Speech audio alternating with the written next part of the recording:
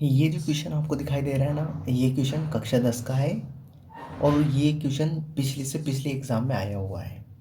ये 2023 की एग्ज़ाम में आया हुआ है। बोर्ड परीक्षा 2023 में ऐसा क्वेश्चन आया हुआ है। मतलब आपको एक समीकरण देती और उसका निकालना था कि इसका विविक्तीकर क्या है। तो इम्पोर्टेंट क्वेश्चन है, ऐसा क्वेश्चन फिर वापस आ सकता है। तो आपको क्या करना है, इस वीडियो को पूरा देखना है और इस क्वेश्चन को समझना है कि इसको करते कैसे हैं।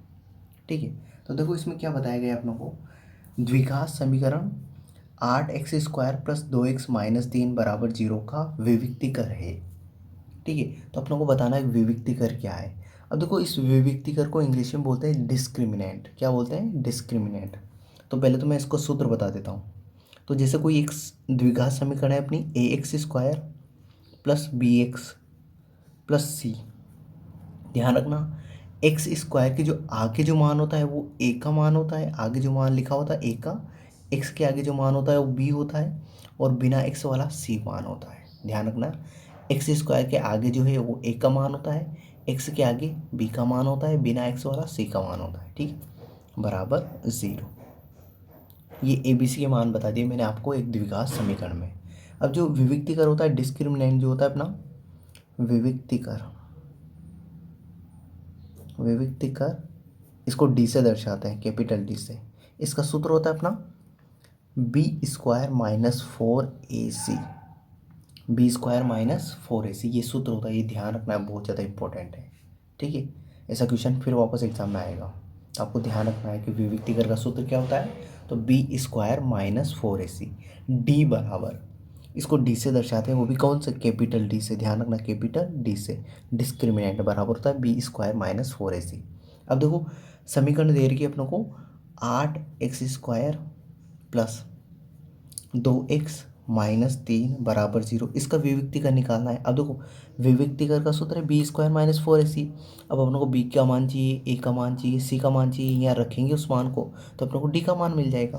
तो मुझे बताओ a का मान क्या है। तो मैंने बताया था आपको x² के आगे जो लिखा हुआ है वो a का मान होता है।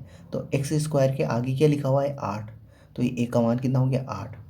b का मान क्या होता है? जो x के आगे लिखा होता है। तो x के आगे क्या लिखा हुआ है?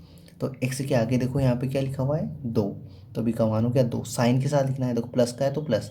ठीक है, c का मान तो बिना x वाला, तो यहाँ पे क्या है? -3 है। तो ये -3, तो c का मान हो गया।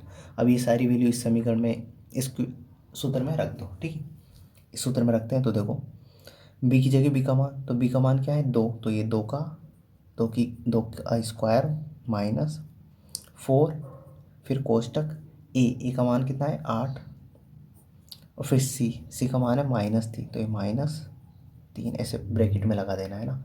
अब देखो 2 का स्क्वायर का मतलब होता है, ध्यान रखना, 2 का स्क्वायर का मतलब होता है 2 गुणा 2। तो 2 गुणा 2 कितना होता है? 4। तो 2 का स्क्वायर का मतलब क्या होता है? उसका आंसर कितना आ जाए? 4। तो यहाँ लिखा मैंने 4। अब देखो ये माइनस और ये माइनस दोनों गुणा होंगे तो माइनस माइनस क्या हो जाएगा? प्लस हो जाएगा। ध्यान रखना, माइनस माइनस को गुणा करते हैं तो प्लस हो जाएगा। अब देखो इन तीनों को गुणा कर दो, तो 8 को 4 से करके दो, 8 चौक 32, 32 को 3 से गुणा कर लेते हैं। तो ये 32 गुणा 3, तो 3 दूनी 6।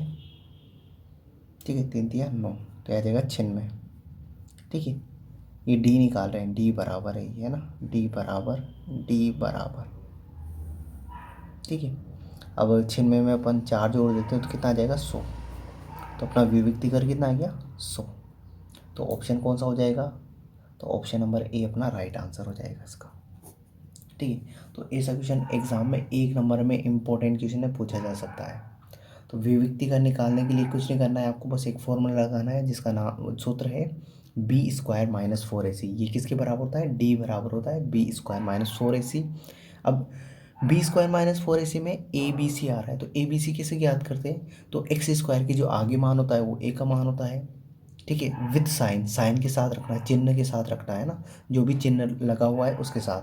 फिर b क्या होता है? तो x के आगे जो लिखा हुआ है वो मान, वो b का मान होता है, और c बिना x वाला c का होता है। ठीक है, तो आई होप ये पूरा क्वेश्चन आपको अच्छे से समझ में आया होगा, ये वीडियो आपको पसंद आया होगा। तो इस वीडियो के लिए इतना ही।